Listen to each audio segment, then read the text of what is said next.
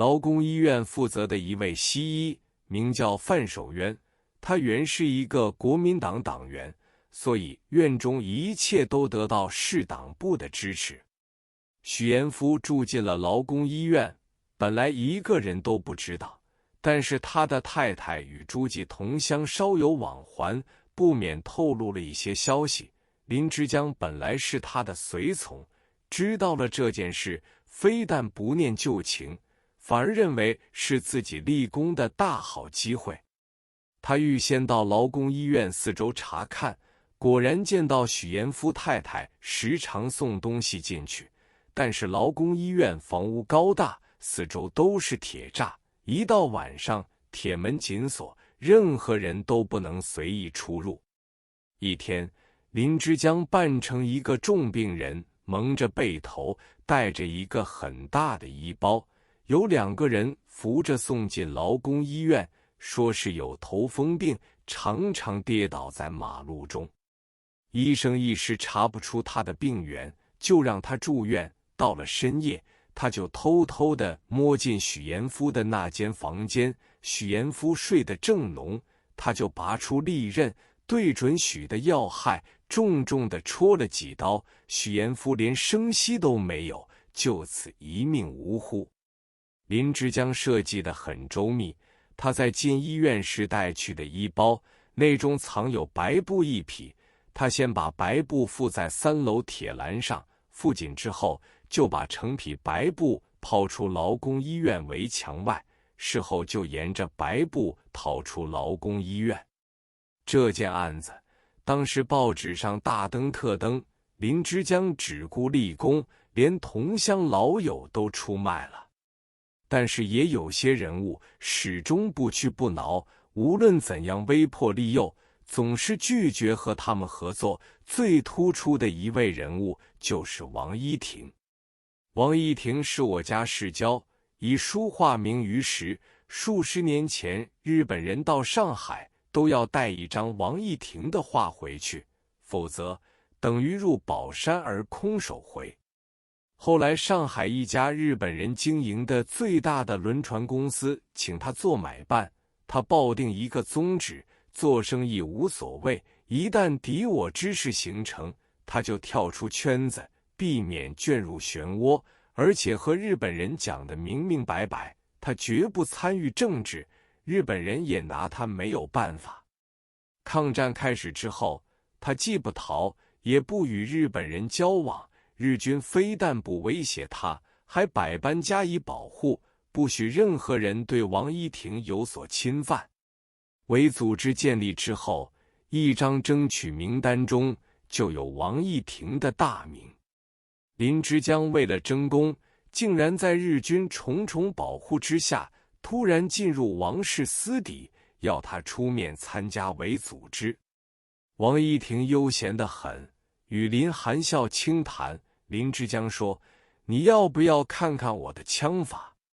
说时就拔出枪来，对准窗外的一棵树，打叶，叶子应声落地；打花，花也跟着子弹落地。当时在外面的日本军人也看得呆了，而王一婷却面不改色，笑着说：“你的枪法很准，但你要求我的事，还得容我考虑考虑。”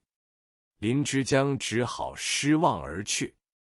不久，王一婷患上了小便聋闭症，足不作种。他因为与航运界相熟的人多，就偷偷地搭了英商的船只，离开上海，到了香港，后病势加重，就死在香港，始终未曾屈服。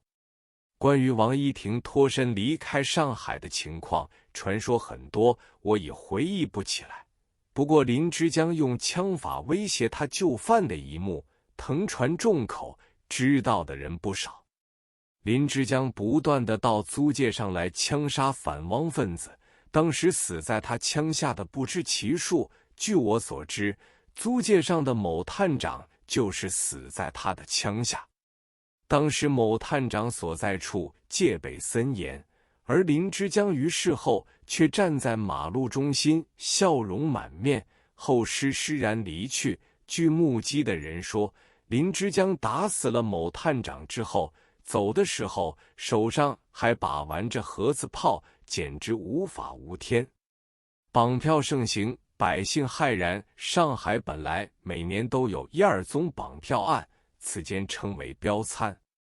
作案的人大致分为2帮，一帮是绍兴帮，组织比较散漫；一帮是太湖帮，首领名太保阿叔。这些绑票案都是把肉票绑出租界，藏在四郊，然后议价赎票。不过这种情况几个月也极难得一见。到了日伪时期，上海成为孤岛，虽然租界当局到处设置铁丝网、铁栅以及又高又长的砖墙，但是还有许多空隙，普通人不知道，那些为非作歹的人却轻车熟路，视若无睹。